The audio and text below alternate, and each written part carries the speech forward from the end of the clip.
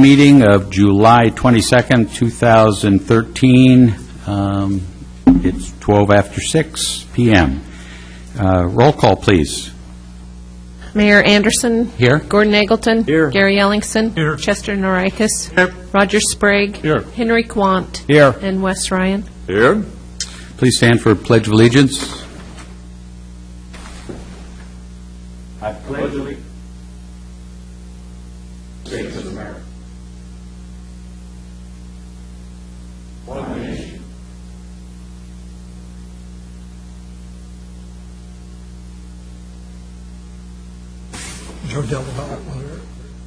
Please let me apologize to those in the audience in person as well as waiting either on the internet or on cable for wondering where their city council is and not starting on time. We had a meeting prior to this and took a little longer than we had budgeted, so I apologize. And Council, before I get into the agenda, I'd like, there's been a request to add an agenda item under special order of business. That's F. It would be F8, and this would be the dealing with the outside agency requests. If that's okay?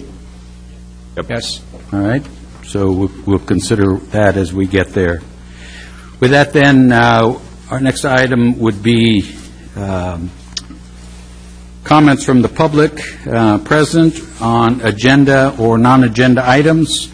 This is an opportunity for members of the audience to bring to Council's attention any item not listed on the agenda for a public hearing or public comment. Comments are limited to 5 minutes per citizen, and the city recorder will use the light system. Speakers may not yield their time to others, and as a general rule, this is not a time for an exchange of questions. At the conclusion of this agenda item, a councilor may discuss or raise questions regarding an item presented by a citizen. We have in front of us signed up Roger Robertson and Phil. Must be a dual team. We'll still limit you to 5 minutes. You know, don't try to sneak 10 in. Not 5 minutes and 10 seconds. Roger Robertson, 2617 Northeast Holmes Road. Phil Robertson, 5584 Northeast Devils Lake Road, East Devils Lake Road. We are here on the toughest of all assignments to say thank you. Just simply put, to say thank you to the City of Lincoln City, the Lincoln City VCB, Sandy Pfaff in particular, for all the support that we had with Hoop It Up. Hoop It Up, not a raging success, but a huge success and good for the community. And Phil can bring you up more up to date of what kind of a success it was. We didn't quite make our goal. What we wanted to have was 150 teams. We did make it to 69 teams this year, which was up from last year. Weirdly enough, our local attendance was down by like 50%, but our out-of-town business was up by 40%. And so we had more teams. We ended up with 69 teams this year. But we did the survey that we completed. Most of the people that did stay here stayed for at least 2 days, some even 3 days. And again, vacation rentals and hotels was our main places of where they stayed at. So again, thanks to the VCB again for the grant, and also to the Chief Bashak for his help with the policing and a little bit of walking around, which was very useful, and of course, Team Fire and Rescue for their help as well. It was a good success for the community. It showcased Lincoln City community again as a family resort, a place to bring families for all types of events. I think that is what we were out to accomplish. We accomplished that with over 1,000 television commercials that aired from Portland to Salem, Corvallis, up and down the Oregon coast. So the story of Hoop It Up was carried long and far. Phil talked about us being down in local teams. There was lots of options. There was a basketball camp in Lincoln City the same weekend. There was baseball tournaments going down in Newport. So the local teams were down. But, hey, we did what the city was attempting to do, bring business to town, and that business was here. That's great. Well, thank you. Thank you for coming and thanking us. That's always nice to hear. Any questions from council or comments? But We look forward to next year. Oh, I did have a question, Mr. Sure. Mayor. Are you shooting to do this again next year? Oh, guys, yes, absolutely. Well, you didn't say that, Roger, and I'm Mr. surprised. Ryan, let me make this perfectly clear. Listen, we've done it 2 years.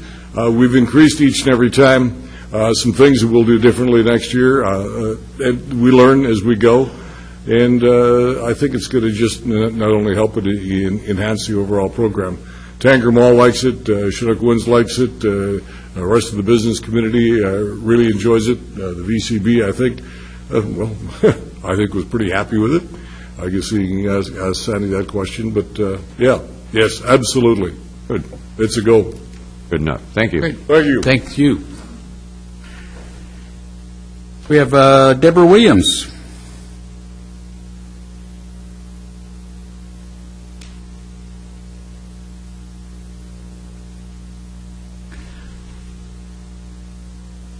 Deborah Williams, 2625 Southwest Dune, and I brought Anna Connett. Hi. Right? Yep, Hannah Cannett. And I'm here actually representing Family Promise. And so thank you all this evening. Do I need to say my Address for the record? Oh, address of yourself, yeah. 5801 Northeast Voyage Avenue, Okay. Lincoln City. All right. And I'm just here to share a really exciting announcement about Family Promise of Lincoln County. And Family Promise of Lincoln County is a nonprofit organization that has started up a year ago to develop to serve the needs of homeless children in our community.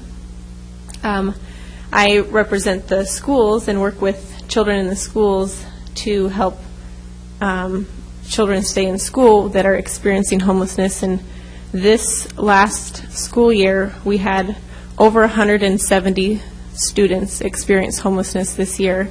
Dramatic increase, and I think that was due to better identification, honestly, this year. But just a huge need in our community of families that are struggling, one paycheck away from homelessness, and actually ending up in that situation. Yet, we don't have anywhere for families to go. And so that's what Family Promise is aiming to do, is to provide that place for families. And so with that program, it not only would partner with the faith community to provide overnight shelter, but also meals, volunteer program, case management, classes, really working hand in hand with families to help them strive to get on into their own sustainable, independent living and back up on their feet, contributing back to our community. And so through this whole year, we've come so far in this goal to accomplish getting this program operating. And one of the huge pieces to this is a family day center where families can come during the day, shower, laundry, kitchen, case management classes. And so this whole time we've been, kind of waiting to see what's going to work out for the Family Day Center. And I'm excited to say that Debbie and Don Williams, who many people know is part of our community, they own Nell Scott Cafe, they decided to come forward and purchase the old Taft Fire Hall. It used to be the community college. It's a large yellow building down there. And they purchased it.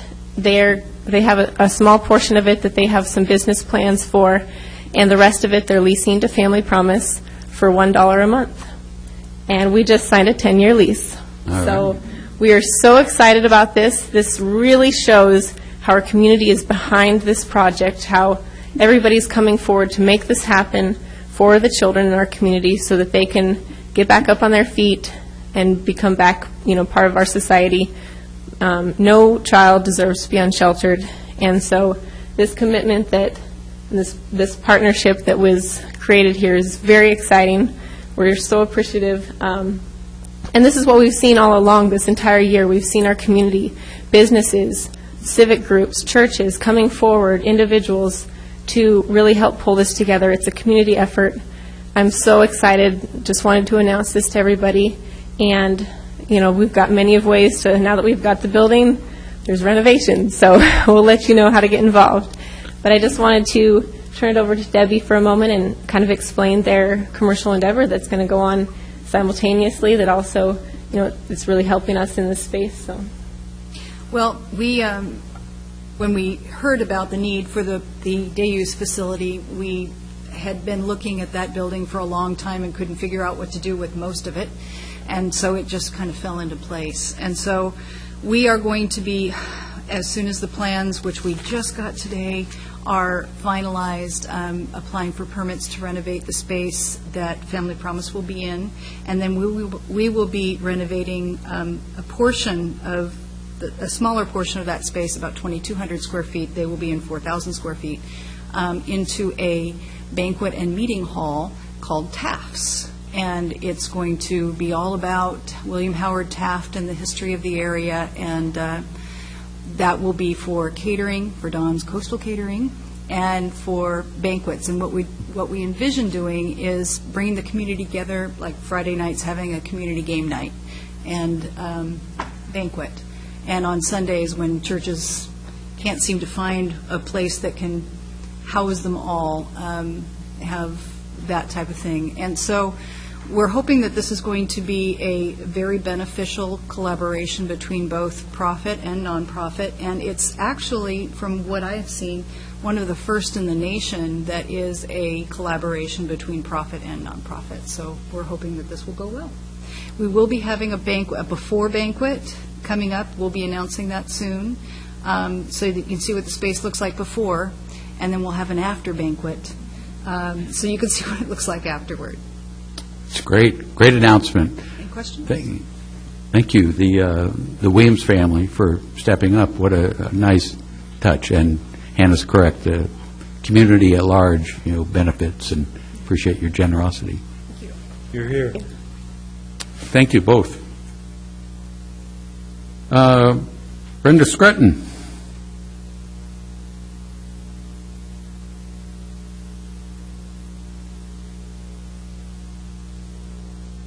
Oh, no response.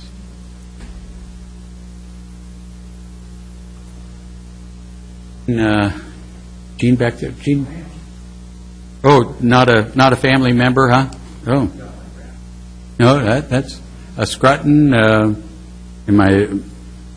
I'm sure it's Scrutton. Is there anything even close that somebody would like to talk? If not, then anybody who hasn't signed up that wishes to come before the council with a comment? All right. We'll move on then. Our next item is the consent agenda. This is the consent agenda. This is where these items are considered routine and may be enacted in one motion without separate discussion. Any councilor may request that an item be removed for separate discussion and action. The consent agenda consists of, number 1, minutes of the meeting June 24th, 2013. Number 2, construction award, Southeast 48th 24-inch water line replacement. And number 3, construction award, Southwest Coast Avenue wastewater pump station upgrade. And any requests to have an item removed, and besides number 2 is being pulled for the other consideration. Mr. Mayor. Yes. Please pull number 1, too. Number 1, okay. And hearing nothing, I'd entertain a motion to approve the consent agenda consisting of item 3, the construction award, Southwest Coast Avenue wastewater pump station upgrade. So moved. Second. We have a motion and a second. All those in favor say aye. Aye. Opposed with a nay? Hearing none. Item number 1, Mr. Sprague. I was not at that meeting. I was excused, and I will abstain from voting on it, but I thought this is a better way to explain that. Okay. Would there be a motion to approve the minutes of the June 24th meeting? So moved. Second. We have a motion and a second. All those in favor say aye. Aye. Opposed with a nay? Hearing none. And then number 2, which is a construction award, Southeast 48th with a 24-inch water line replacement. Stephanie. I apologize, Council and Mayor. The memorandum that was in your packet had some kind of cut and paste error in the bidder list, and I want to be on the record clarifying that, correcting that error. However, the recommendation still stands. It isn't going to change the recommendation. So we had 4 bidders for this project. This is to realign the 24-inch water main on 48th Place where our slide was recently. The low bid, one bidder, Devil's Lake Rock, for $66,220,000. That's the same as the memo, and that was the low bid. We are recommending to award to Devil's Lake Rock. The other 3 bidders were Advanced Excavation for $74,820, and that is also the same as the memo. The mistake is Enterprises Northwest, Inc. Their bid was actually $78,260. And then the 4th bidder was WW Contractors out of Newport, and their bid was for $95,600. So with those corrections, the lowest bid again was still Devil's Lake Rock for $66,220, and we are asking that the council recommends, staff recommends that the council approve this bid and direct the city manager to issue a notice of intent. Once if no protest is received, then we would move on to award the construction to Devil's Lake Rock Company. Thank you. Any questions of Stephanie? Mr. Mayor, Yes. I move that we approve our bid or award the bid to Devil's Lake Rock Company at $66,220 for the 24-inch water main relocation on Southeast 48th Place. And second. And to continue with the recommendation of staff? Correct. Okay. Is that all right with the second? Yes. We have a motion with the second to approve the bid. Roll call, please. Ellingson? Yes. Norikis? Yes. Sprague? Yes. Quant? Yes. Anderson? Yes. Ryan? Yes. And Eggleton?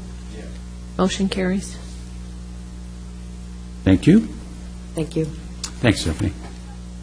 Next, special order of business. We have grant and for-profit guideline issues. Mayor Anderson, excuse me. Yep. I need to make a correction on the consent agenda. Okay. The minutes should have said July 8th. The actual minutes that are included are July 8th. Oh, yeah, just the agenda. Yes. Okay. So we should have another motion for the minutes of July 8th, not June 24th. I would so make that motion. All right. We have a motion to approve the minutes of July 8th, 2013. We have the motion. Is there a second? Second.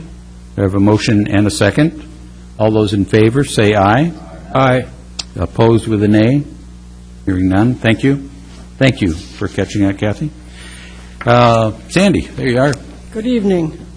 The grant funds and for-profit funds we anticipated would need some tweaking here and there, and I apologize for bringing them to you in double digits tonight, but it seems with the passing of every couple of weeks a new issue arises.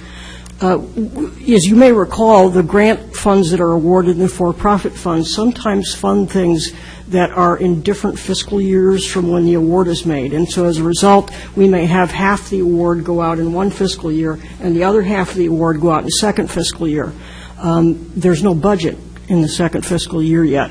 So I spoke with Mr. Hawker about this issue, and we thought it might be better to get some formal authorization from council that he and I and the VCC have the authority to make that second fiscal year award, even though there's no budget, with the understanding that if for some reason that those funds went away, the VCB would make good out of other funds in the VCB budget. Okay. What I've been telling people at this point is, here's half your money. Can't guarantee you the other half will be here because there's no budget yet. And that makes it really difficult for them to plan.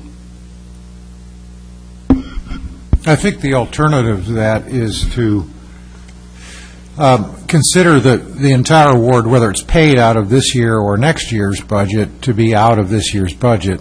And, for example, and therefore underrun this year's budget with the understanding that that carryover would go into the next year. So what that would mean is that you would never commit more than the current year's budget, even though some of it would be spent out of the next year. That's the alternative. If we were to do the alternative, we would have to start that later on, because already there's almost a third of this year's fiscal budget committed for events and attractions that haven't occurred yet or have partially occurred. Which leads us into the second one, which is, if we are going to straddle fiscal years, how deeply do we go into the second fiscal year? You have quite an array of questions asked, which we knew would eventually come. I guess as I was reading through these, the memo indicated from the, I was looking for the VCC, the committee that actually works, and their input. We ran most of this by the VCC at a meeting. They didn't consider all of the items that were listed, but with respect to most of them, beginning with the third one on down, their feeling was that if we changed deadlines, you remember there used to be deadlines of August and January, and that didn't work very well. And I recommended that we pull those deadlines, and in hindsight, I could shoot myself. It would be better to have the deadlines back and make them be like January and July, because that will better fit a fiscal year and the events. And their feeling was that if we had deadlines, they would be better able to compare all of the applicants at one time, and that way balance the interests of the applicants against each other within a fiscal year. And I would agree. That makes sense. I guess I'm trying to get back to the VCC. So you visited with them on this. On some of the issues, not all of them.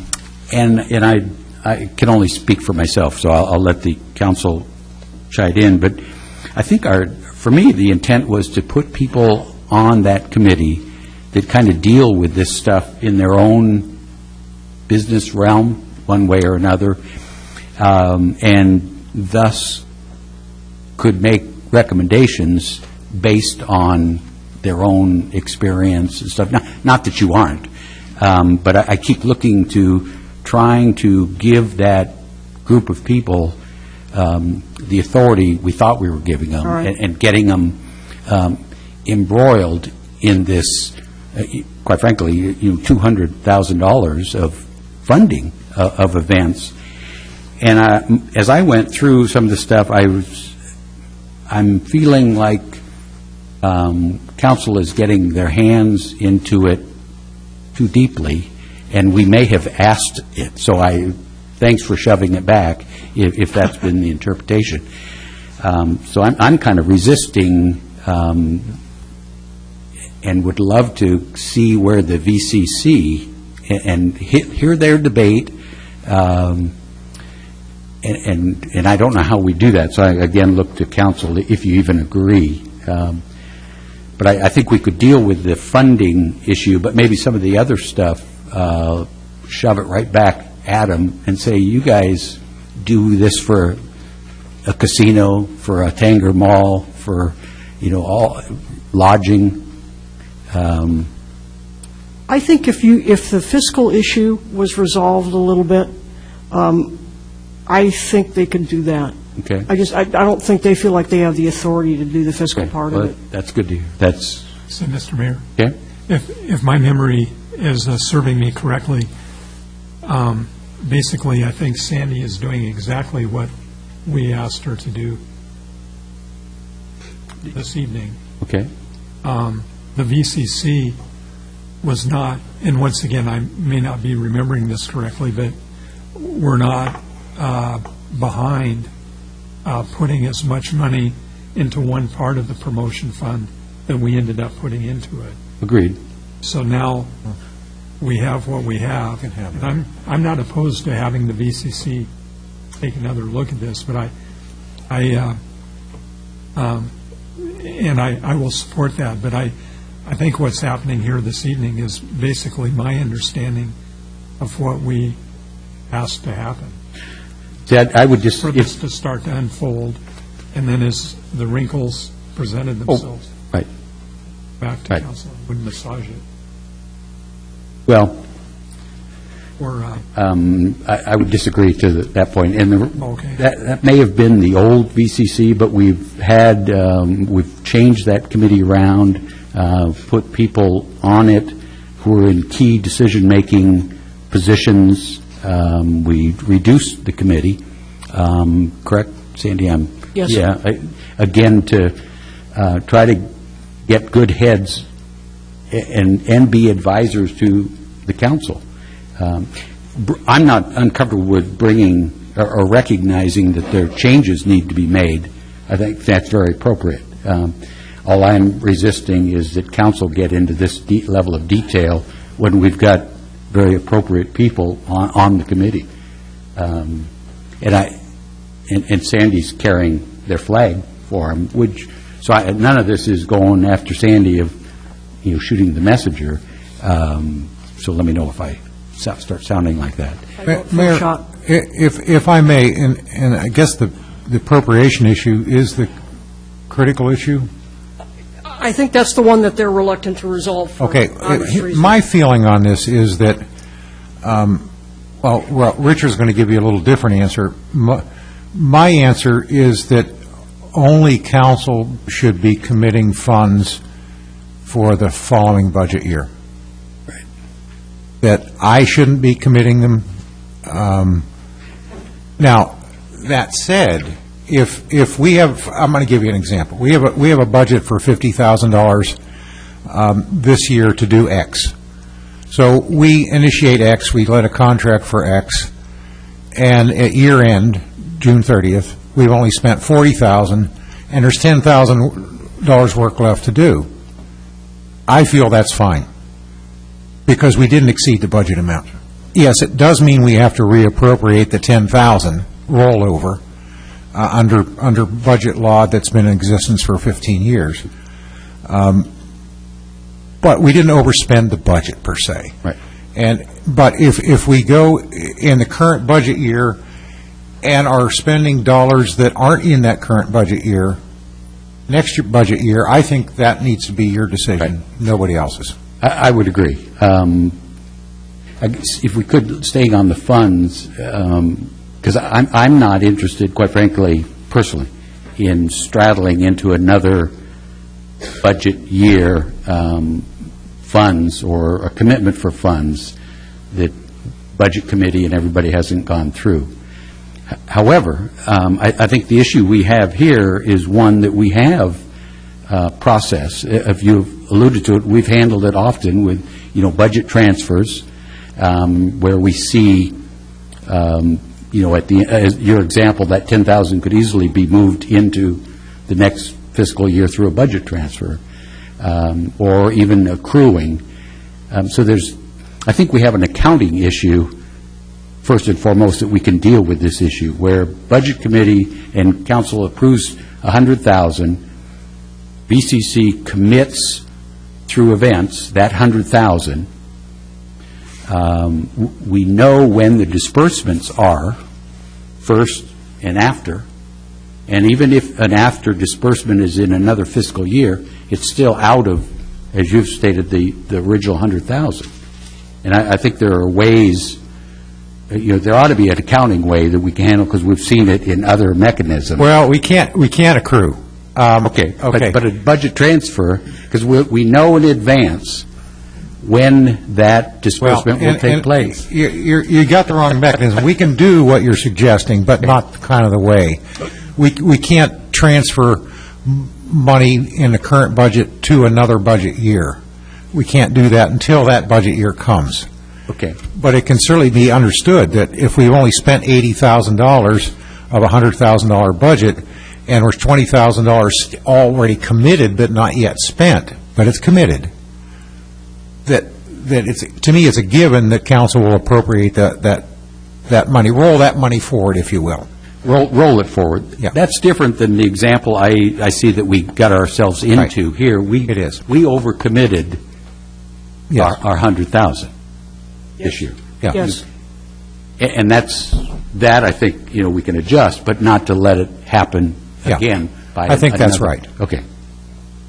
Agreed. Mr. Mayor, I'm on the same track here, is because most organizations, unlike government, has calendar or years that they plan their activities with, and so if they are planning an event in January to happen in the summer, it would be really hard for them to,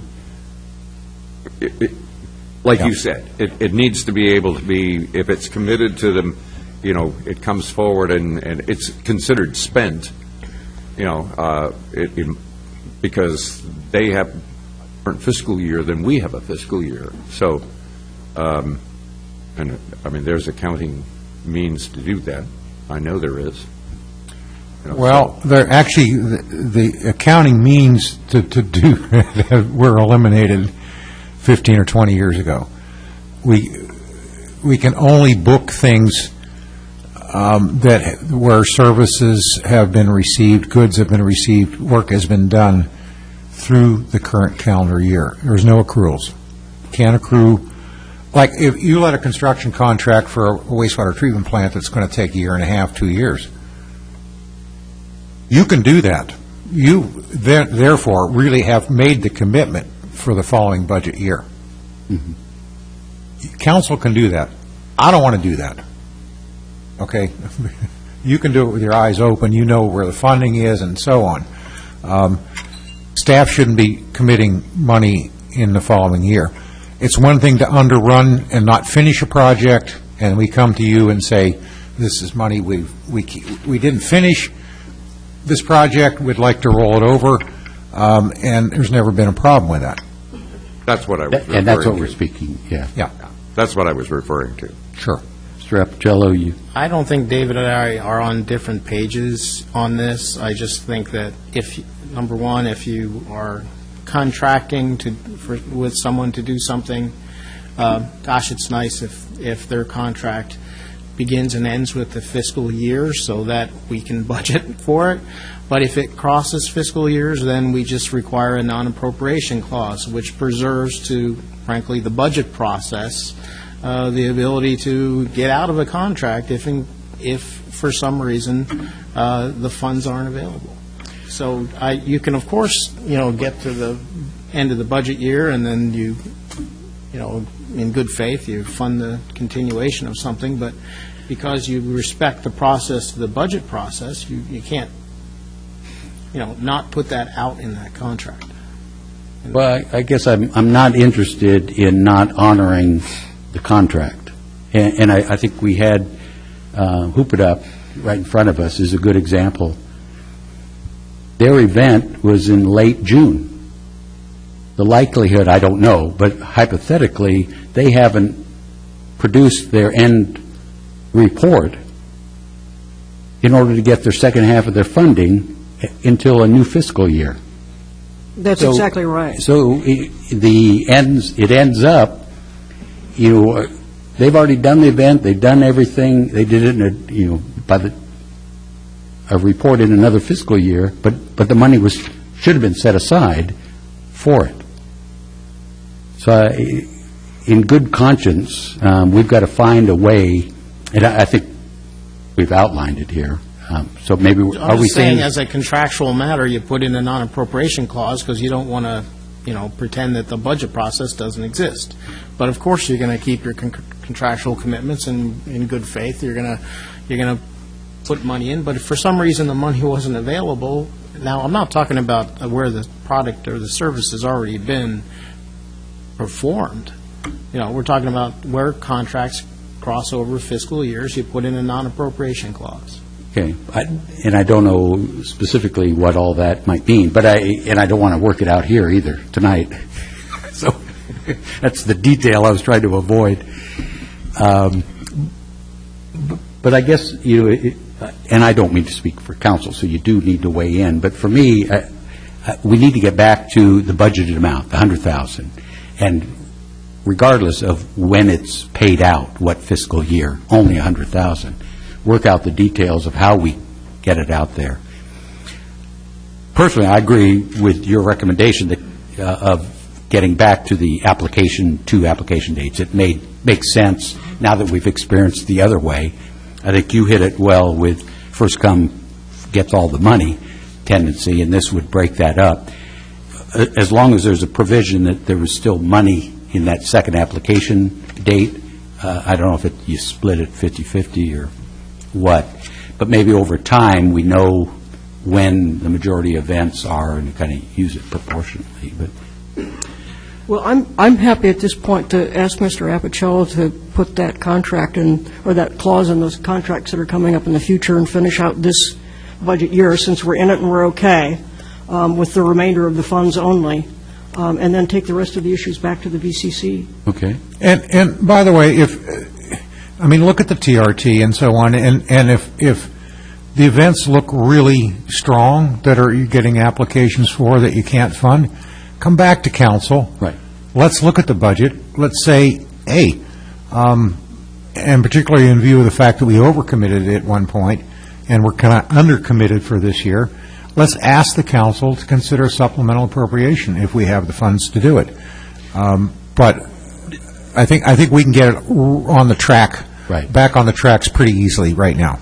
And I would throw out, too, the one thing we don't have, or the committee doesn't have in total yet, is the reports from all the events. So that to me, is the last evaluation process. It says we may have given them, granted the money on good faith and their expectations, but depending on the end result, we may not want to, we being the committee, or as much type of thing. So that will be coming to you in November from Diane Coos. That's the first opportunity she's going to have to do that. And by then, we should be through most of the applications for this upcoming year, and we should be back in a place that makes some sense. Is there any council or anything, Sandy, else on here that is really, you needed immediate?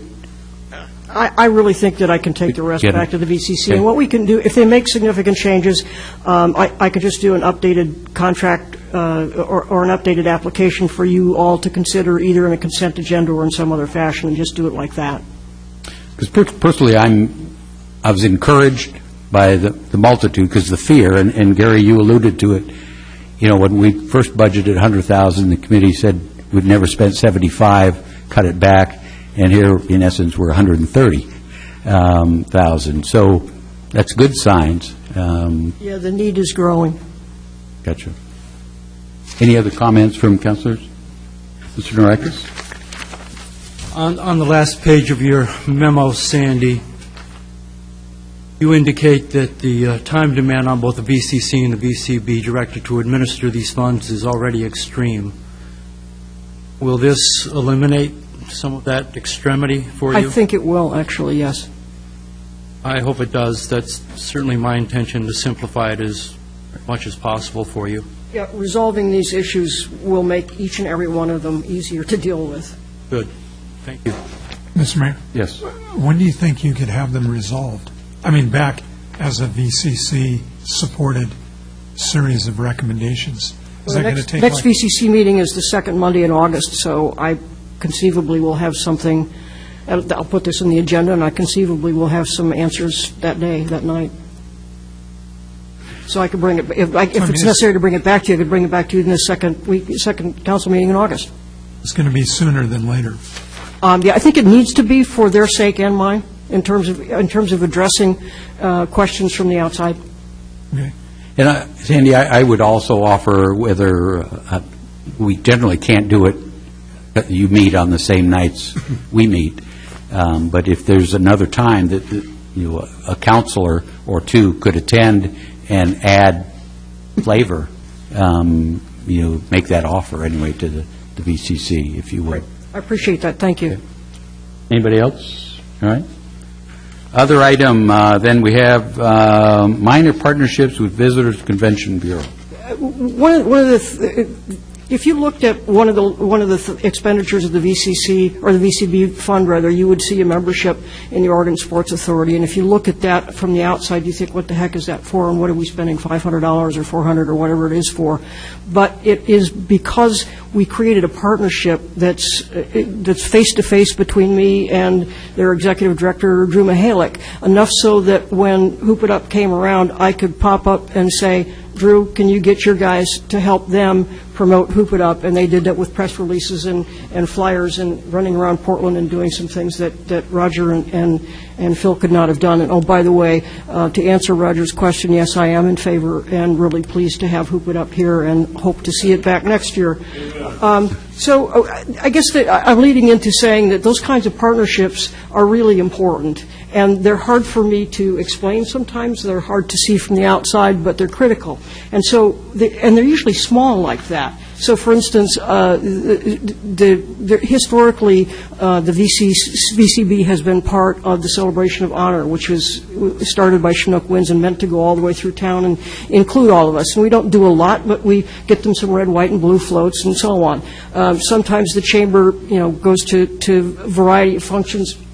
And they want some items from us that may, have a value of $300 or $400 to put in their basket so that they can make a good show for Lincoln City. And I've been reluctant because there was so much discussion about the transparency of the VCB funds and the VCB expenditures a couple of years ago that I'm kind of reluctant to do that without asking. And so I'm asking you all for permission, I guess, to be allowed to enter into those kinds of small partnerships, particularly with our local businesses and our local entities, without forcing having to go through a whole grant process for something that amounts to 20 floats that make things a little bit better. That's all. Comments? Go ahead, Gary. No, I would continue to support that. And I think by Sandy having that authority, it just gives more credence to the VCC and promotions in general. So, and you probably, I won't say you probably, you do know, where those opportunities exist. Yes. And can react to them. Yeah, and they come up real quickly, so it's not like and so, I have a lot of time to consult a lot of people about them. Okay. Would support that. Councilor? Having attended a number of conventions and received some of the stuff that they hand out at conventions, some of that stuff is just stuff. But if it has some substance, I think it's really worthwhile. And information that goes along with it is really helpful. Just to stick something in a bag and give it to all the attendees, I don't think does a good job. But if you've got something about Lincoln City that is unknown or even known by us, but not to the visitors, I think it's a good idea to kind of pump our position. Everything is marketing, and everything has our website on it that goes anywhere. And we try to put items in the baskets and in the bags for conventions that people can actually use and that they will keep around and see on a regular basis. Good. Other comments? I'm in favor. Mr. Mayor, I move that we grant authority for the VCB to enter into small event partnerships to the extent of department head spending authority without a fund application process. Second. There's a motion and a second. More discussion? If I can, Sandy, mine's more budget item. You do this now, correct? I have been doing You have been. So I guess I'm not at all uncomfortable with the action. What I'm interested in, is there a line item or in your budget that would encompass this? So in essence, I don't want to get into, or you don't want this council into which ones you pick. But certainly through the budget process of $2,000, $5,000, some amount of money in a line item of your budget, along with, because you do other things, sponsorships. So there ought to be an area now existing that encompasses this. Because I am back to the clarity, and if asked, someone could see, here's where it went. There are codes, but remember, the line items have very broad descriptions. So no one, at this point, if you wanted to see all of those little things in one place, you wouldn't be able to see them. I could tell you what codes you could go to look for them, and you would find them by code. Because one thing might be a service, one thing might be a community support issue, one thing might be an event or a convention. I mean, so because the line items have much larger descriptions, the codes are the only way to go. Okay. But they're there. And we still need to do a little work on that, Sandy. That's on my list of things to simplify your coding system. Oh, please. Because I agree with Sandy's write-up that says, she shouldn't be, this stuff shouldn't have to come to the funds. I agree wholeheartedly. I underlined events. I don't see these as events, but I'm thinking events in the fund event definition. I think this is very much a part of your business and needs to be there. So I'm just trying to capture somewhere. Well, to put it a little different way than Sandy did, our accounting system that we're trying to follow the proper accounting that we're required to do by account code, by the codes that you see in the budget don't fit the VCB. They just don't. So there's a second set of codes. Okay, there's the budget code, and then there's any code that we want to make up, and Sandy has 150 of them or something. Too many. And while that is not part of the budget document, it's easily generated at any time. The challenge is to make that list of 150 or whatever number in there more usable by having less. I mean, too many of anything obscures the real meaning. So Sandy and I need to actually do a little bit of work to simplify those, and one of those can be just what you're talking about. Whether it's a service or a supply, it can go into that code. And I think we can get there. It's just going to take a few hours. Well, you're making my transparency push tough, unless we go with that. Right. So. I get it. Okay. Yes. Is there, Sandy, is there a way to generate a quick memo to the council, basically saying, like once a month, saying what we got involved with? I don't know. From my standpoint, worried so much about the dollar amount. What we're doing, like we partnered up with Disney on this and the casino on. We do that? Sure. Can we get that kind of a report? Do you want that more frequently than the 2 reports I do annually? It would be nice. We're talking about knowing what's happening. Okay. And I'm less concerned. I trust that you'll stay within your budgetary. Less concerned with that than I am knowing what we're involved with, simply because that kind of helps us know what we're doing. Like this event is something that we were involved with. Event was not. If you understand what I do. Is that something that you would want to be a formal presentation on a regular basis, or just something to you all? To me, a simple memo to the council, saying, "Hey guys, this is what we did this month," would be sufficient for me. Well, think about it, and you see. Yeah, not a formal presentation would need. You're going to be hearing from me in late August or early September with regard to the annual report and all the survey stuff I did. So I will make the first one at that time if I can, and then we'll see how frequently it feels good after that. Is that all right? Yeah, I mean, I enjoy the fact that, in the motel where VCB calls us and says, "Hey, we've got this coming up. Would you like to be involved?" Know how move rapidly. From our standpoint, I think it would be nice if we're involved. Sure. Good information. Yep. We have a motion with a second. Any further discussion? If not, then all those in favor of the motion, say aye. Aye. Opposed, with a nay? Hearing none? Thank you. Thank you, Sandy. We have an update from the Oregon Department of Transportation, Highway 101, Nelscott Gap, 23rd and to 36th. Jerry, good to see you. Nice to see you too, Mayor Anderson, Councilor. And I want to thank you for putting me on the agenda before the discussion on the VRD. You wanted to get home tonight, did you? I have nothing but good news to bring today. Good. Our design is on track. We're working on our advanced plans, which is our 90% plans, and we expect to have those completed by early September. So we're still on track for a bid let of February of 2014. So that's moving in the right direction. The budget, in the past I've come and talked a little bit about our budget and told you that we had a shortfall of about $5 million. The Super Act, which is a group of all the acts in the regions, got together recently, and they agreed to release $20 million that's been held in reserve for the Pioneer Mountain Eddyville project.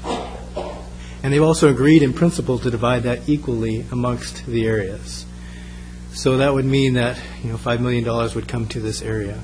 In September, in the next meeting, each of the areas is going to bring their priority lists. This area will bring our priority, and it's going to be this project. So the ink's not dry, but we're pretty sure that the funding shortfall has been filled for this. And remember that the project, as it's currently designed, doesn't include the multi-use path that we carved off to save about $1 million, although that is being, I think the city has applied for a Tiger grant for that to see if we can get funding for that. So what's up next is utility relocates, and next fall and winter, you should be seeing a lot of activities from the local utilities as they relocate their facilities in anticipation of where our facilities are going to end up. So we've given them copies of our preliminary plans and told them where they will be in conflict with these future plans. And now they're developing plans and resubmitting them and submitting them to us so that we can show them and agree that these are their new facility locations are out of our way. Utilities locate themselves in ODOT right-of-way free of charge with the agreement and the understanding that when and if another project comes up that's an ODOT project, they move their utilities out of the way without cost to the project. So that's what's going on. There are some utilities that are going to be reimbursed that are actually city utilities that are, it's part of the reimbursable. Some of them are non-reimbursable and some of them are reimbursable. We don't oversee the construction of those utility relocates. So when you start to see people move gas lines and power lines, those aren't ODOT folks. Those are people from the utilities that are moving their own facilities. Although we have offered to help them coordinate that and communicate that with the community and the businesses in the area. So I'm hoping that we stay real close with them. We've already had some real good conversations with them, and I think that's going to continue in the future. So can I answer any questions at this point? Ed, would you state your full name and rank and serial number for the record? My name is Jerry Wolcott. I'm a project leader with the Oregon Department of Transportation at 3700 Philomath Boulevard in Corvallis. My apologies. No. And just again for the public audience, there's a couple of, on the funding issue for clarification, yes. The grant, a Tiger grant request by the city was actually for an attempt to fill this gap of $5 million, because that had to go in before we heard about the Super Act action. But the sidewalk piece that we removed actually is in the STIP 1518, which is, and all this is gobbledygook to the audience, I understand, but different funding sources, different years of funding. The important thing is we filled the gap, appear to have filled the gap for the Nelscott Gap project. And if we're fortunate enough to get Tiger grant money, that may go back into some other projects in the ACT area, the region. So there's two houses above 29th Street, or that is used to be part of this development that were purchased by ODOT. Yeah, ODOT purchased those properties, and the houses are being relocated. And Stephanie's still back there? Nope, she took off on you. Wasn't? Last I heard, they were going to be moved this summer, so that's Okay. the last I heard. I just wondered if there was an update on Not that I know of. Okay. Other questions from council? So the good news, and you've been continuing to work with the business district of Nelscott. Yes. And we'll continue to do that. The next, next time I come here would be probably in about 5 or 6 months, and I think at that point is a good time to start transitioning you to the construction team for Area 4. They're a very strong team, and I have every confidence they will keep the sensitivities that we've carried through this project through development into construction. And I'll introduce you to them, and I'll start, probably, you'll see me less and less, I think, and see them more and more. All right. Well, thank you. Thank you for coming tonight and delivering the good news. We appreciate that. You bet. Thanks a lot. All right, we have, next item is council deliberations, vacation rental dwelling, VRD, legislative amendments. This is continued from June 24th, 2013.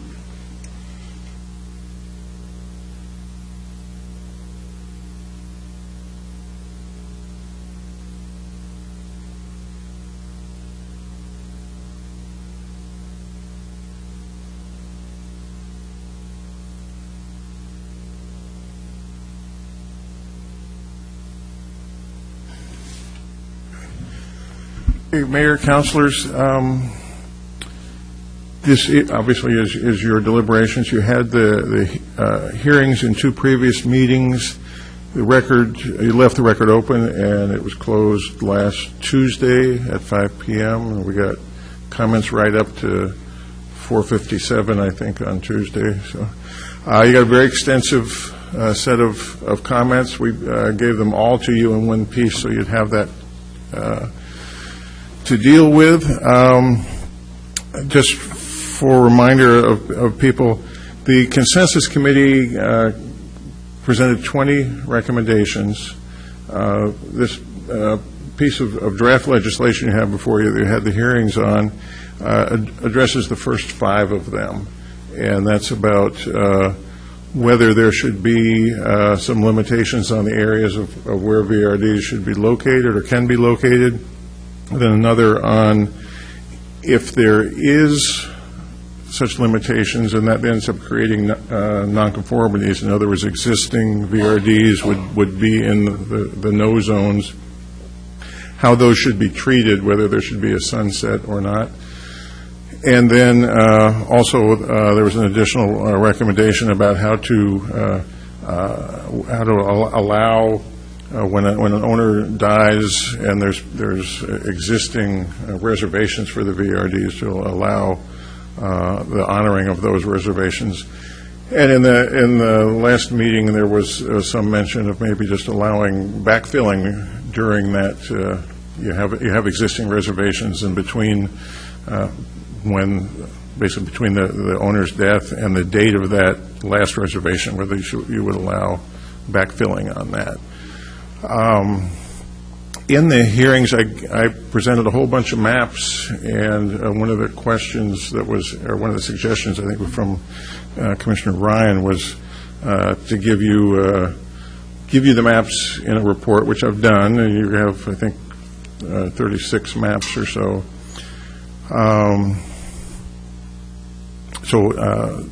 What I tried to do with those is put in the comments from people and for or against the yes and no zones and the other issues, and map them so you can make decisions as you want. I guess the threshold decision, of course, is whether you want to have yes and no zones at all. And then if you do, should it be in the form as I've suggested, which is the vacation rental overlay zone, or do you want some other form of yes or no? And then where do you draw the line? We will, in the fall, be bringing the other issues before you, the other 15 recommendations that came up. The principal piece of that will be relating to enforcement, and many of the comments you got about the yes/no zones, particularly those who were opposed to them, said that basically the VRD issue is really an enforcement issue, not a locational issue. And there was some elaboration on that, about the 15% of the VRDs, existing VRDs, would go into no zones, so you still would have 85% of the problem to the extent there's a problem.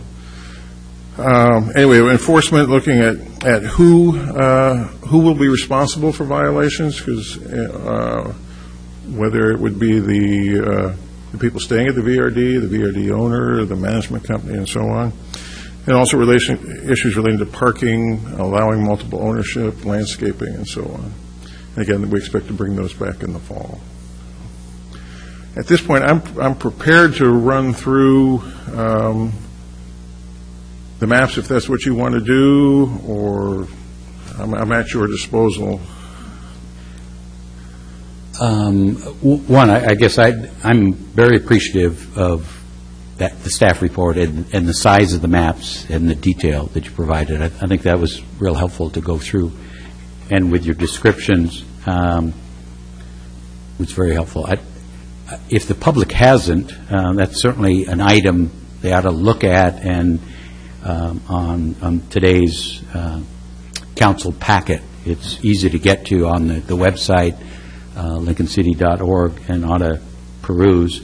In addition, I'm most appreciative of the continued rolling forward of all the reports or comments from citizens, and the way you segregated them was very helpful timing, because I only had to read the ones I hadn't read before, so that helped having the date stamp, so thank you. And I forgot now the number, but immense comments, so appreciative of that. The council's pleasure, do you want to go through map detail? You've perused yourself. For me, I guess, quite frankly, I'm not comfortable with making a decision tonight. And the reason being, for me, again, and I only speak for myself, is so much of whether it's yes, no, or overlay, or map, where to place it,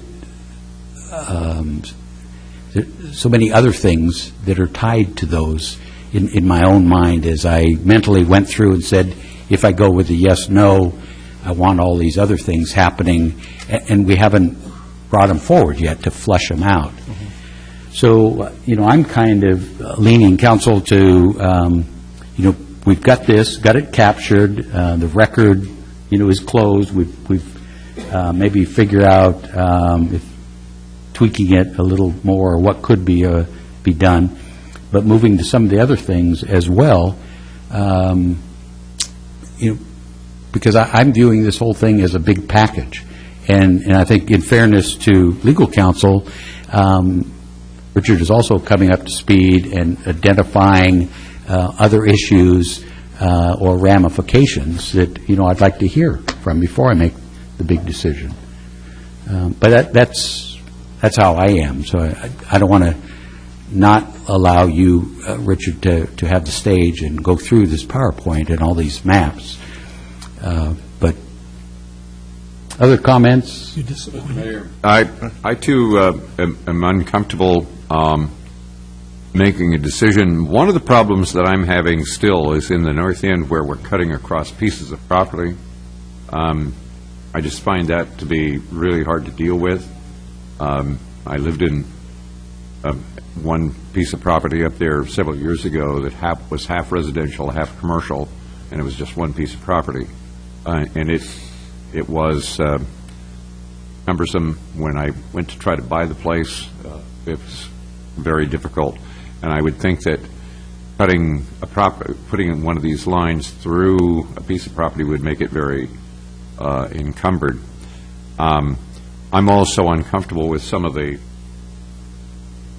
I looked away, I'm sorry. I'm also uncomfortable with some of the areas that have no zones or whatever. I'm not comfortable with it. I know that you did a wonderful job on the maps, thank you. I did ask for them. Unfortunately,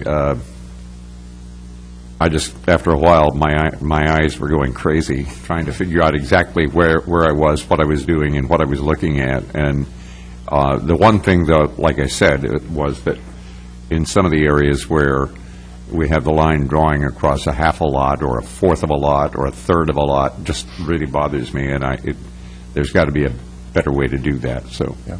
Where those places exist, we tried to catch as many as we could, and we recognize the problem. And I think if you do decide ultimately to do yes and no zones, we'll try to run the lines along the lot lines. And also on the maps themselves, of course, there's many of them, and they're inconsistent in that some people say here yes, some people say here no in the same place, so it can be sort of overwhelming in that regard. Mr. Mayor? Yes. One of the reasons that we have the problem that we're looking at today is because of the previous administrations, I guess you would say somewhere way back when, failed to deal with this situation when it could have been dealt with, and maybe we wouldn't have this today. I would like to see what the enforcement suggestions are going to be, because that could have some effect on how we look at the maps that we're looking at right now.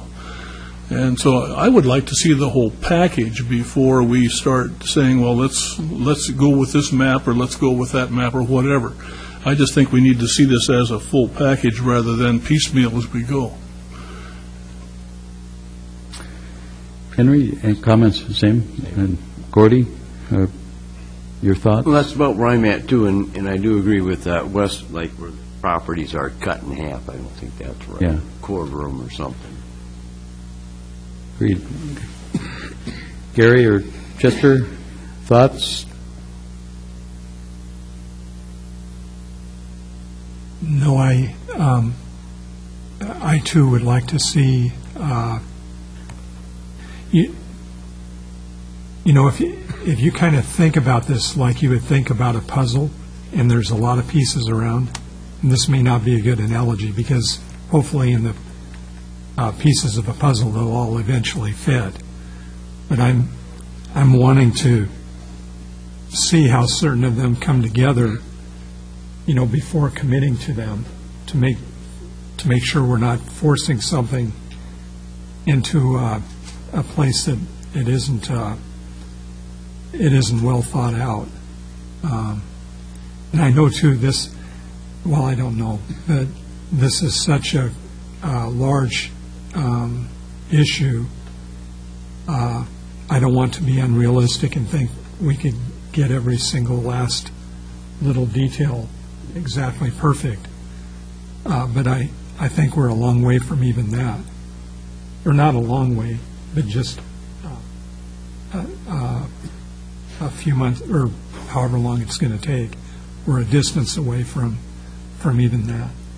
Well, I think we've got to get you comfortable in the decision, the ability to make the decision. That's where I'm uncomfortable at this point. So I've really not enjoyed but appreciated all of the testimony.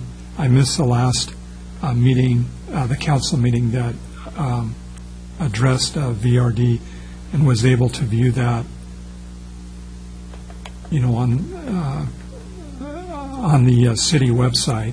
I was able to view the entire meeting, and reading other written comments that have been submitted to us. It's all been very helpful. And I would like to thank everyone for that. Mr. Marakis, any comments? Like you, I'm not ready to make a decision, Mr. Mayor. All right. I guess, you know, and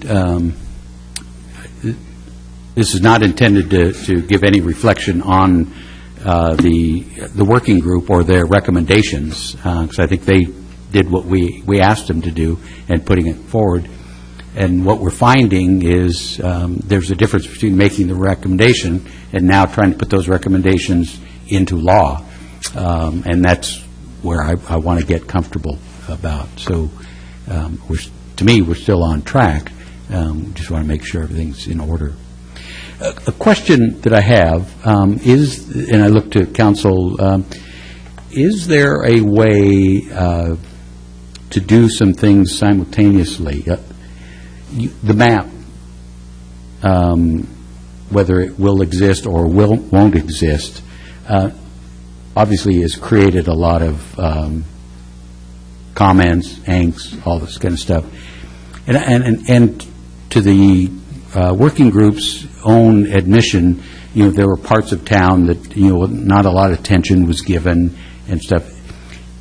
Is there a way to convene a group to keep working on map and bring, if it were to happen, what it would look like? Or is that... Well, at this point, the hearing's closed, the record's closed. Right. What you'll need to do when we finish discussing this is continue deliberations to a date certain. If certainly staff can explore whether or not there's additional process we should entertain, I think you have sufficient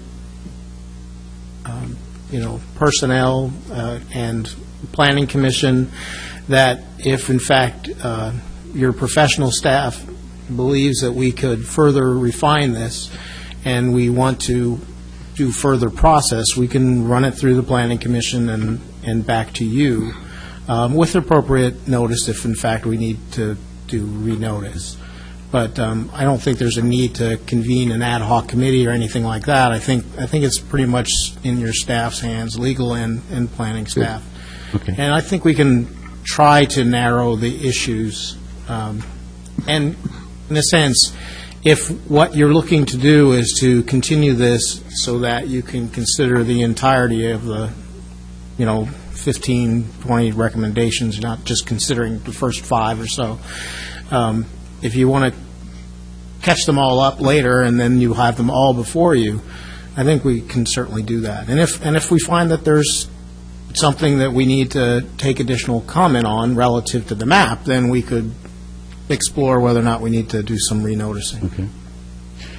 You also indicated a date certain, an option is to continue to date certain, but date certain, again, would want to look at it after some of this other stuff travels through. So, and I think that simply if you were to select, maybe Richard has a date in mind because he's the one planning ahead with all the other pieces, but again, that doesn't prohibit staff from communicating to you about what's in the record and giving you legal advice. All that can occur in written form or otherwise at a public meeting. So all you need to do is select a date that you think is appropriate, and then if we need more time, we can always continue it again. So, Richard, you outlined the next phase of right. items, recommendations that would be coming in the fall. Actually, we have tentatively scheduled it at the Planning Commission on September 17th and at the City Council on October 28th. So sometime after that, so this could be a fun December meeting item, just thinking ahead by the time you get through these other recommendations and kind of pull it at year end. November 25th. The first meeting in November, your first meeting in November is Veterans Day, so we're not expecting that you would meet that night. But okay. So November 25th is the other meeting date? Yeah, as I said, October 28th is when we expect to bring the other recommendations to you. And you could do it then, or you could do it we could do it, I said it, obviously, you can set it any date you want. Yeah. But November 25th is a possibility if you want to digest the material that comes in October 28th. Well, and usually that takes a couple of meetings, so even saying December 9th, which would be your December meeting. You could, of course, continue it to October 28th, and then if you're not ready, just continue it to another future date at that time. Yeah, I think it would be better to do it, as Richard has just said, because one thing, a good thing that would happen is whatever changes you do, if we could get them to come into effect on the first of the year, Okay. make things go neatly. Okay. So, Council, what I heard you saying is you're in agreement with, like to move on and get, other stuff on the table, and if we continued this to October 28th, 2013, at this place and this time? I would make a motion to do that. And I'd take that motion. So moved, huh? Need a second? We do need a second. Second? So Mr. Ryan made the motion, and we have a second. All those in favor of continuing to October 28th, 6 p.m., this location, 2013? All in favor, say aye. Aye. Opposed with a no? All right, thank you. Thank you, Mayor. Mr. Mayor? Yes. Also, thank you, Richard, for these maps. They were very helpful. Okay, great, thank you. And the GIS staff, Timothy and Sandy, did a great job putting it together. I would say, give me a map that looks like this, and 5 minutes later, I've got it. So Fantastic. it was good. Thanks. All right. We're doing some other meeting dates. It's down to a city manager report, resetting villages workshop date. At the last meeting, I jumped ahead of myself and asked for a date to be set for a workshop on the villages. As we look at some possibilities that have time constraints on them, it doesn't work to do that and still give council an option to do some other things. So I'm asking that you consider changing that date, and I guess I suggested August 20th, the afternoon of August 20th. It's a Tuesday. Again, 2 to 4, 2:30 to 4:30, something like that. Yep. You're coming up, yeah. Oh, I'm sorry. Thank you. Would you want to have it? Well, that would accommodate all our timing. It would give us enough time to have a useful workshop and yet still protect some timing in case you want to pursue one of the options we're going to throw on the table. Is there, I've got no problems with it. with either date, or is it? Either date or time's fine. 20th is fine. Yeah, the 20th works better for me as well. Anybody? Wes, you? That's our best date. What was the time? Well, we normally do this in the afternoon, 2 to 4, or, Henry, you. What? And Wes, too, after 2:30? Okay. Is that? Yeah. You said October, right? No, August. August. It would be better for me if it was 30 or 2:30. Yeah, Is that, it could be 3 to 5. That sounds all right. is that all right? 3 to 5? Sure. So, if that's all right, any objections from any of the councilors unable to? So on the 20th, 3 to 5? That'd be great, Mayor. That's the 20th, right? Yep. Okay. And we're going to pack it in. We've got lots to talk to you about. Okay. Mr. Hooker, could I apologize for interrupting you, because I missed my adjusted agenda item in the previous section. You don't need to, because I'm finished. Oh, okay. Thank you, Mayor. Thank you. Although we might want to come back to it for I'll come back and circle, see if the Strapacello. But I apologize, because we had that item we added in under special order of business, the 8th item, which is outside agencies. And for the public, outside agencies, this is in the budget, and Budget Committee authorized $46,000 that we put up, we, the citizens, put up and ask nonprofits to make application for, to assist in their endeavors. And we had a large number of applicants, asked a group, let's see, Chester and Gary, or Chester, Roger, and Wes, you three, we asked them to go through all the applications and make some recommendations. And Chester, were you chairing, or? It was really three-way co-chair, I think. Okay. Roger, do you have a list of the recommendations that we submitted? I do. Could you handle that, please? You want me to go down the entire list and explain or cite the amounts? I'm not really sure. Do you have handle it however you feel appropriate. I suppose that rather than to just say that we felt like we could appropriate $46,000, we probably ought to break it down. Did you have a handout or anything, Roger, that... No, it's on the back side of your memo. Oh, very good. I'll go to that. Thank you. It works. So that the public knows what we're talking about here. Angels Anonymous was last year $5,000, and this year we suggested $4,250. Pardon me. But Benai Brith, $1,000. The BOSS program requested money, but no, in fact, yes, they did. They requested $2,500. We suggested $1,000. Beefy, the Business for Excellence in Youth, did not submit a request this year. CASA, we wanted to fund $2,500. The CSC Head Start, $1,000. Let's see, Faith Community Services, Silet's House, they did not submit one this year. Family Promise of Lincoln County requested $5,000. We didn't feel that we could support that this year. The Glass Float Donation Project has not been funded for the last 2 years, and we felt the same way.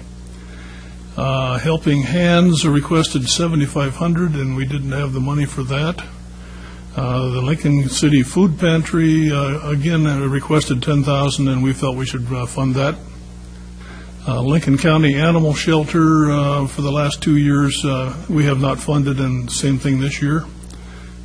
Lincoln County Children's Advocacy Center requested $5,000. We went with $5,000 on that. The food share, the county food share, we did not want to fund because they did not send a request. My sister's place, we've funded $12,000 over the last 5-6 years, and we felt we should do that again. The North End Senior Solutions requested $2,000, and we felt that was worthwhile, so we funded that. The Olala Center for Children and Families requested nothing this year, so we opted to agree with that. The Oregon Coast Children's Theater and Youth Arts Center requested $500, and we felt we should support that. The Oregon Coast Community College Foundation asked for $1,000, and we suggested that. The retired RSVP, Retired and Senior Volunteers, requested $2,750, and we felt we should fund that. The Samaritan Early Learning Center asked for $932. However, we were running short of funds at that point, and decided that we weren't going to be able to fund that. The Senior Meals Program for $3,000. We wanted to fund that. An older one called Thugs Off Drugs that is no longer active, I understand, and so we didn't fund that one. And the Truman Recovery Center the same way. So we're looking at $46,000, and that's exactly what we were asked to come up with. And I would make a motion that we approve those recommendations from the committee. There's a motion to approve the recommendation by the committee. Is there a second? I'll Second it. Mr. Mayor, Yes. Discussion. before we vote, Yep. I have forgotten what the acronym CASA. CASA. Yeah. CASA. Oh, CASA, that's the children's.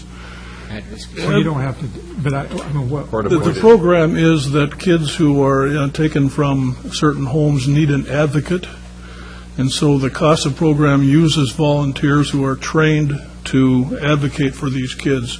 And very often what happens is they literally take the place of their parents because the parents can't handle the kids, or it's a sad situation in the family. So this is the only real support that the child has. Thank you. Other discussion? Mr. Sprague, again, for the public, and I think you mentioned it, but there was a total of $65,571 in requests. Correct. And that was the charge of U3 to pare it down to 46,000. Correct. And that's what you've done. And it wasn't that easy, by the way. We struggled quite a bit.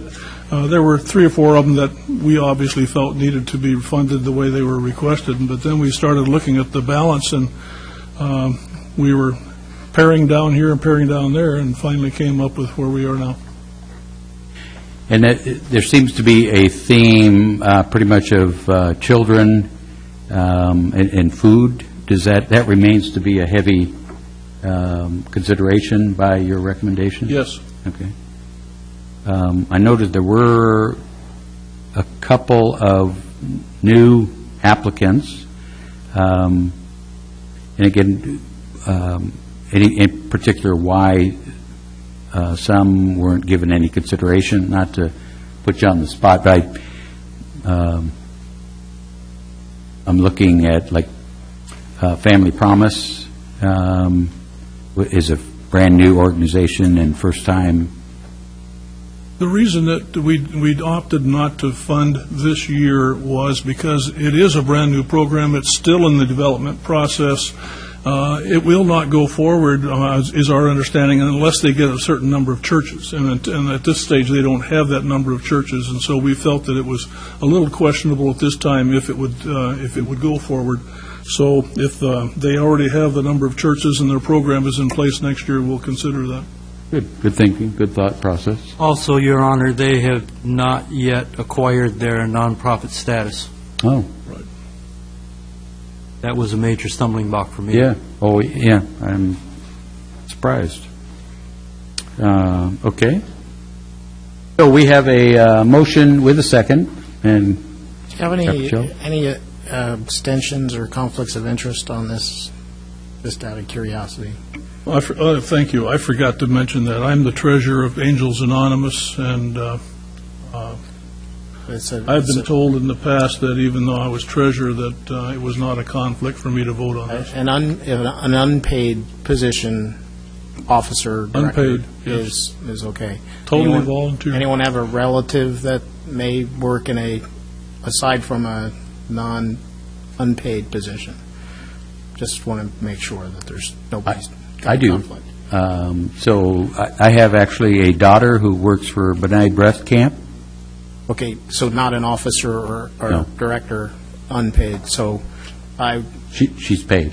Okay, so I can't give you advice on actual and potential conflict of interest, except that I might suggest you might abstain from that portion which concerns that. I'll do that. Thank you. So, Just a question, how can you abstain from one part of when we've talked about the whole package? Well, you might want to separately pull that one out, and so the mayor can vote on the balance and then abstain from the one. Maybe we should do that with the Angels Anonymous, too. I think it might be more transparent. As a unpaid director, there is no conflict. Okay. It falls under the definitions. I'm looking at 244 right here. Okay. So would you be interested in, who made the motion? Roger, you did. Would you be interested in amending your motion to approve this recommendation absent Benign Breath Camp? I would, and I do. And whoever made the second, was that? I seconded it. Corey? All right. So with that, if we could take a vote on the motion which excludes Benign Breath Camp. All those in favor, say aye. Aye. Aye. Opposed with a nay? Oh, no. We need a roll call. I'm sorry, we're spending money. I'd like to see a But we roll call. approved, oh, that's okay. We approved the budget, which was 46. Now it's just an allocation. But we can do a roll call. I just feel better. We'll do it. Quant, Yes. Anderson, Yes. Ryan, Yes. Eggleton, Ellingson. Yes. Norikis. Yes. And Sprague. Yes. Motion carries. I apologize, Mayor, for butting in, but No, that's good. Mr. Mayor, I would make a motion that we, I guess we'd say donate to Benign Breath the $1,000 that was recommended by the committee. I second that. We have a motion with the second to donate $1,000 to Benign Breath as recommended by the committee. And I just clarify that the mayor announced he has an actual conflict, or at least a potential conflict, based upon employment of his daughter. So he will not be voting. Correct. If we could do a roll call vote, please. Sprague? Yes. Quant? Yes. Anderson? Ryan? Yes. Eggleton? Yes. Ellingson? Yes. And Norikis? Yes. Motion carries. Thank you, gentlemen, for all three of you for, going through those. I know they're hard, and the decisions don't come easy. There's a lot of choices to be made. I think some good decisions were made. I agree. Again, I think it's real important that the citizens of Lincoln City be reminded and thanked that it's because of their, support of what we do and doing things like this that nonprofits are benefiting the unfortunate in Lincoln City. So, thank you. Trapicello, we'll come back and now and see if council has anything they'd like to offer to us. I have some items on the agenda yet, but I do not have anything besides those. Okay. Why don't we go to your agenda items, and we'll look now at resolution number 2013-20, a resolution of the City of Lincoln City designating the city-owned portion of the villages at Cascade Head for interim recreation use and establishing regulations for such use pursuant to LCMC Chapter 12.16. First of all, this resolution will be effective, if you pass it, a month from now, because you still have, there's an ordinance that this is citing, so the effective date is delayed by a month. And essentially, this is to extend park regulations to property designated for interim recreational use. I actually took the mayor's suggestion and removed the interim park and open space use because it was confusing because we have zoning designations called interim or called park and open space. So we used the term recreational use to try to avoid confusion. That's pretty much it. It extends park regulations in a month to the village's property. Now, I did talk to the Parks Board about the resolution as well as the ordinance, and I believe they were in favor of it. There was, I think, one dissenting vote, but there was a little bit of discussion about the interim dog park use. It was explained, however, that any dog park use would be fenced in or otherwise constrained, and that the general rule as set forth in the resolution is if you're going to be on that property with a dog, it has to be on a leash unless we establish a dog area. And that's the hope that we can do that, and this authorizes it, but it doesn't mandate it. And I'm happy to answer any questions. Any questions from council? Hearing none, I'd entertain a motion to approve. So moved. Second. We have a motion with the second to approve resolution number 2013-20. Roll call, please. Norikis? Yes. Sprague? Yes. Quant? Yes. Anderson? Yes. Ryan? Yes. Eggleton? And Ellingson? Yes. Motion carries. Thank you. And we have a resolution 2013-21, a resolution clarifying imposition of bond tax levy. I don't think the county and the assessor's office have run into too many times where taxes were ramped in. I don't think they were expecting your generosity. And I think they have it down pat. It's a matter of calculating 70% of a number, and so I think everything's set. And in fact, I know everything is set to go into effect. They just, I think, want to have the record clear as to how we got to the 70%. And so the easiest way for us to do that is to have you pass a resolution. It's pretty simple math, actually. But, that's what we're here for, resolutions. And actually, there was a call earlier today saying that they had basically had some clarity on the issue, and so the resolution wasn't absolutely necessary, but since we had already got it on the agenda, we think you ought to go ahead and approve it. Good, all right. Mr. Mayor, Any questions? Yep. I move that we pass Resolution 2013-21, a resolution clarifying imposition of bond tax levy. Second. We have a motion with a second. Any further discussion? Hearing none, roll call, please. Quant, Yes. Anderson, Yes. Ryan, Yes. Eggleton, Ellingson, Yes. Norikis, Yes. and Sprague. Yes. Motion carries. Great, thank you. And on to the ordinances. Ordinance number 2013-08. This is its second reading. An ordinance amending the Lincoln City Municipal Code 3, Title 12, Streets, Sidewalks, and Public Places, Chapter 12.16, Park Use Regulations, adding a new section, 12.16.005, Applicability, amending Section 12.16.010, Hours, adding a new Section 12.16.035, Dog Parks, and amending Section 12.16.050, Violation Penalty.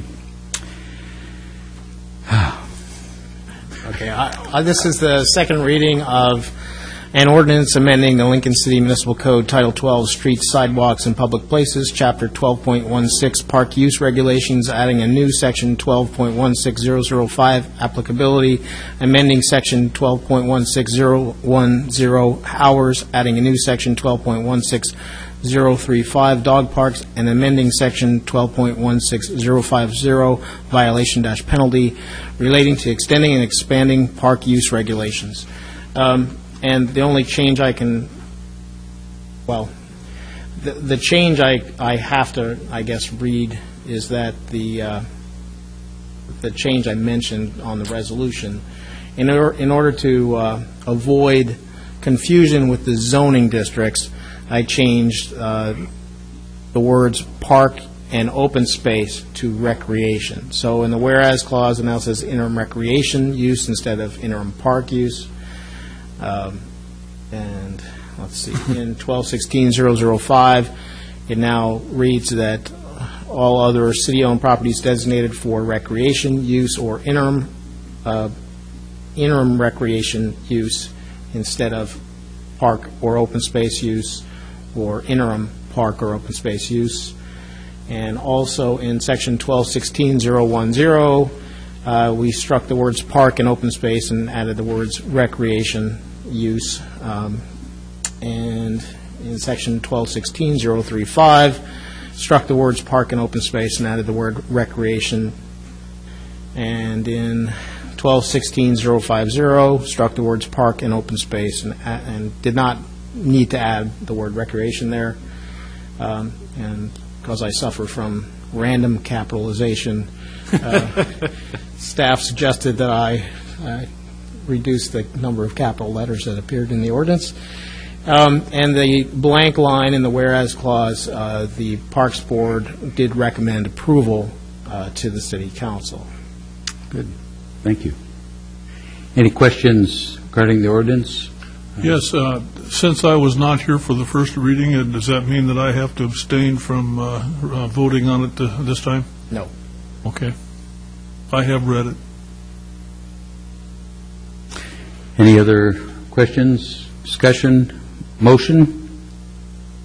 I'd move that we pass ordinance 2013-08 on its second reading. Second.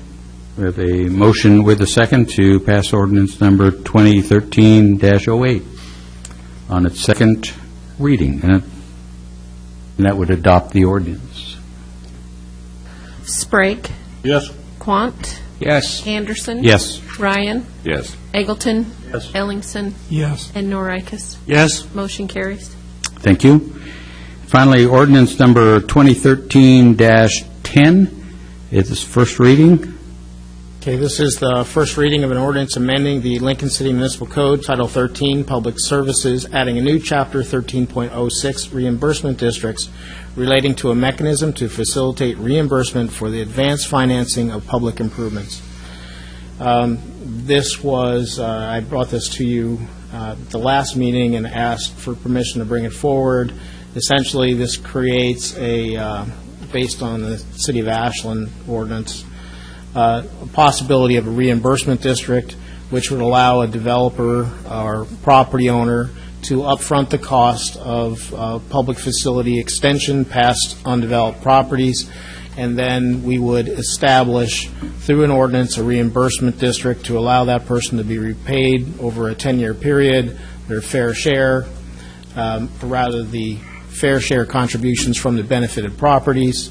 This is, again, it's a fairly standard mechanism to provide for reimbursement. You use an agreement and an ordinance.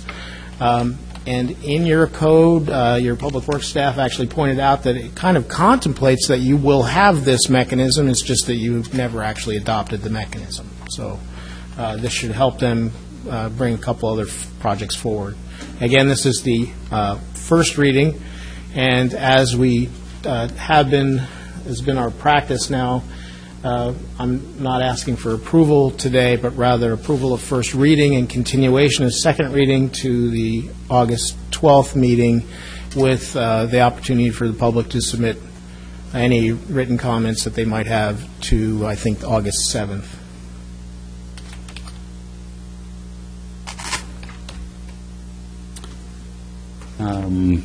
Entertain a motion. And the motion would be to approve the first reading of ordinance 2013-10 with the second reading August 12th. So moved. And the willingness to take comments up through August 7th, 5 p.m. So moved. Second. We have a motion with the second. Any discussion regarding the ordinance itself? We've talked about this a couple times. I'm just happy that the city attorney has brought this to our attention and will enable a couple of projects like he mentioned to go forward. Thank you, sir. Thank you. With that, a roll call, please. Norikis? Yes. Sprague? Yes. Quant? Yes. Anderson? Yes. Ryan? Yes. Eggleton? And Ellingson. Yes. Motion carries. Great. This will be a time for additional public comments. Please come forward.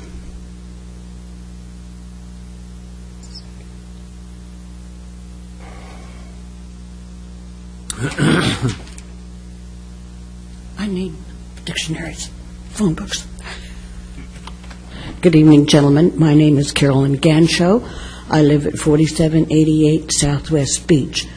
I have three issues that I would like to bring up, I hope, delicately enough to keep myself out of trouble. When will there be an opportunity to discuss the further issues on the VRD business, the enforcement in parking and landscaping? When will there be a time when there will be public input on those issues? Actually, I'm not sure of the date, but it'd be the same public hearing process. And if I think I heard Mr. Townsend mention September. I have 28. 28? 28. Well, at planning, September 17th at planning, October 28th at City Council. Now, there'll be notices that go out to the public notice inviting comment, correct? I'm looking at staff.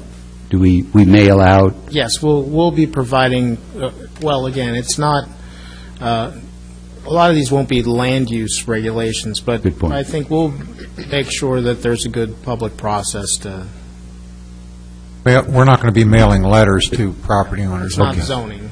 But we'll make sure that it's known that it's public comment in our advertisements. Yes. Waiving.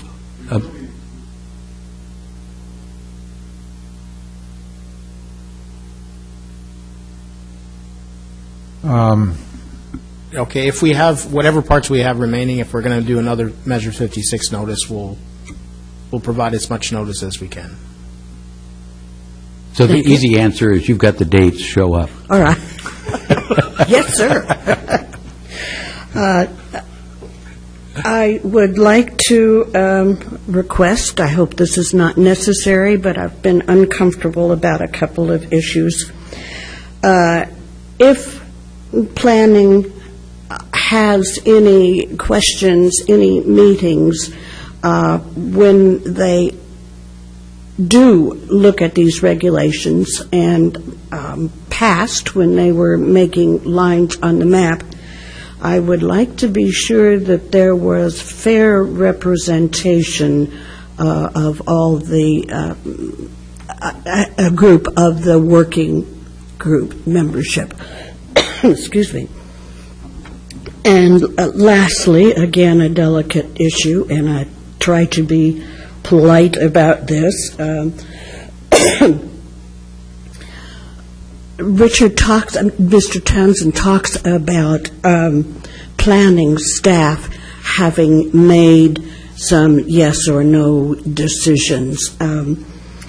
In the interest of transparent government, I would like to see names of the members of the planning staff, and I would like to know how they voted on these issues, in that I want to be sure that there was no pressure, no undue influence, that they were free to voice their own opinion.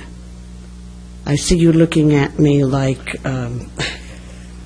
So I want to make sure I understand your issue or your question is there's a public legal process that goes through Planning Commission and then to City Council, of which both bodies are free to change the staff report or what a recommendation is. So from that, help me understand what your issue is.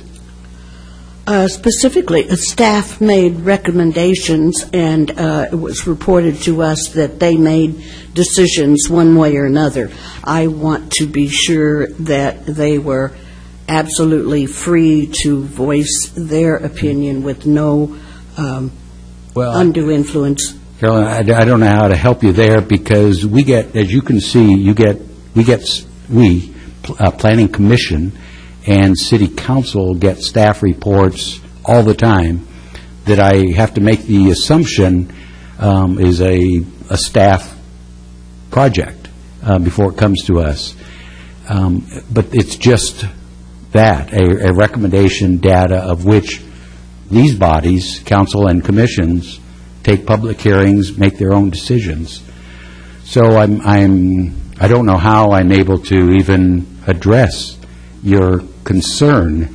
I think we've heard her concern. We don't need to respond any further. I can tell you legally that what's required is that the decision maker, be impartial, and staff doesn't need to be impartial, but I assure you staff is impartial in this regard.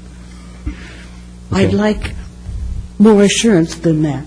Let me try your best. Supreme Court makes decisions. They make 5-4 decisions, and we know exactly how each person voted. As obviously, this is such a contentious issue, and other people I know are asking some of the same questions. Mr. Norikis. Carrie, I believe planning staff makes recommendations. I don't believe they vote on anything. They don't make decisions. They don't have a vote. Then They're the only people who have a vote. When Mr. Townsend says planning staff decided to recommend. All right. Okay. That's a help. Thank you. Sure. Okay. I really appreciate what you're saying, and I think there's more to it than I don't want to gloss over this, because obviously staff has a lot of influence in what we present and how we present it. And all I can tell you is our staff is pretty committed, and there's not that many shy people on the staff. They speak their mind, and I have invited department heads to disagree with my opinion, although I have not been directly involved in the VRD issue for a long time. I may get involved. But it's a pretty free-thinking staff. But often what comes out of our discussions and the discussions of staff, where one person will have one opinion, one will have another opinion, is some kind of a blend that seems to work. But I will assure you that I'm not aware of anybody being pressured in any way, shape, or form, other than to try to implement what the working group has come up with. We do feel the need to try to implement as close as we can that. I don't know if that helps at all or not. Some, and that may help other people who have some of the same questions. But thank you for bringing it up. That you actually stuck to your 3 issues. Very good. Thank you. You told me you were going to, and you did. Gee, do I have a reputation for being long-winded or addled? Thank you very much. Deserved. Any other public comments? Hearing none. How about council tonight? Mr. Ryan, I got nothing. You're done for tonight, huh? I am done. Gary? No, sir. Thank you. You're okay? No, thank you, Mr. Mayor. Mr. Sprague? Stick a fork in me, I'm done. Gordy? Quiet, Mr. Mayor. Okay. I concede my time to the mayor. Oh, I only have 2. These are just reminders that this Thursday, July 25th, in these chambers, there's a Harbor Avenue and 15th to 21st Street neighborhood meeting having to do with the improvements to Harbor Avenue and 15th to 21st Street. This is the second meeting. It's 5 to 6 p.m. here in these chambers. If you're interested, please attend. Also, a reminder of activities, Sandcastle Contest this August 3rd down in the Taft area. So would appreciate folks being there. And with that, let's one last swoop around. We'll call it a night. Thank you very much.